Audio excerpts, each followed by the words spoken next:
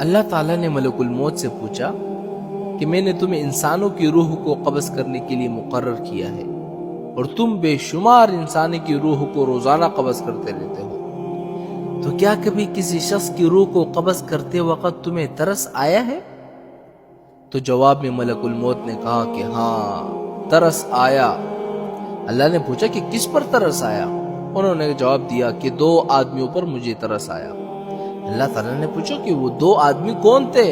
جن پر تمہیں ترس آیا؟ تو انہوں نے جواب دیا کہ ایک مرتبہ سمندر میں جہاز جا رہا تھا، طوفان آ گیا اور طوفان میں وہ جہاز ڈوب گیا، لوگ ڈوب گئے، کچھ لوگ جنہوں نے تختیوں کا سہارا لیا ہوا تھا وہ بچ گئے، ایک عورت حاملہ تھی، وہ بھی کسی طرح ایک تختی پر سوار ہو گئی اور اسی تختی پر وہ کنارے کی طرف جا رہی تھی، اس کا بچہ پیدا ہو گیا، سمندر کے بیچوں بیچ اس کا بچہ پیدا ہو گیا۔ جب بچہ پیدا ہو گیا تو آپ کی طرف سے یہ حکم آیا کہ ماں کی روح کو قبض کر لو۔ میں نے سوچا یہ بچہ ابھی دنیا میں آیا ہے، نہ اس بچے کا کوئی گھر ہے، نہ ماں باپ ہے، نہ باپ ہے، نہ کوئی رشتہ دار دیکھنے والا ہے، ایک ماں تھی، اس کی روح قبض کرنے کا حکم دے دیا مجھے۔ تو مجھے اس بچے پر ترس آیا کہ یہ بچہ سمندر کے بیچ اس تختے پر کس طرح زندگی گزارے گا۔ تو اللہ تعالیٰ نے پوچھا اور کس پر ترس آیا تمہیں؟ تو جواب میں ملک الموت نے کہا کہ ایک بادشاہ تھا جس نے دنیا میں ایک جنت بنوائی اور اپنی پوری زندگی کا بھر کا جو سرمایہ تھا اس نے جنت کو بنانے میں خرچ کر دیا اور بڑی عالی شان جنت بنا دیا،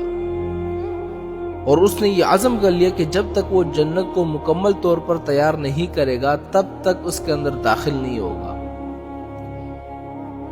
بہت بڑا عرصہ گزرا، جب مدتوں کے بعد جنت تیار ہو گئی تو اس وقت اس نے جنت کے اندر جانے کا ارادہ کیا۔ جب وہ اندر داخل ہونے لگا اور ابھی اس کا ایک پاؤں جنت کے اندر تھا اور ایک پاؤں باہر تھا، اس وقت آپ کا حکم آ گیا کہ اس کی روح کو قبض کر لو۔ اس وقت مجھے اس پر ترس آیا کہ یہ شخص کیسا ہی برا ہی صحیح، لیکن اس نے اتنی محنت اور مشقت سے وہ جنت بنوائی تھی، کم از کم اندر جا کر اس جنت کو ایک مرتبہ دیکھ لیتا تو کم از کم اس کی محنت کا صلہ کچھ دنیا میں ہی مل جاتا ہے اس کو۔ تو اللہ تعالیٰ نے فرمایا کہ اے ملک الموت، تم نے ایک ہی آدمی پر 2 مرتبہ ترس کھایا،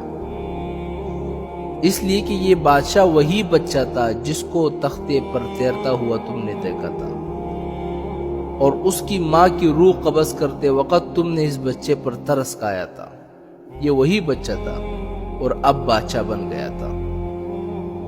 اور اب اس بادشاہ کی روح قبض کرتے وقت تمہیں دوبارہ اس پر ترس آ گیا۔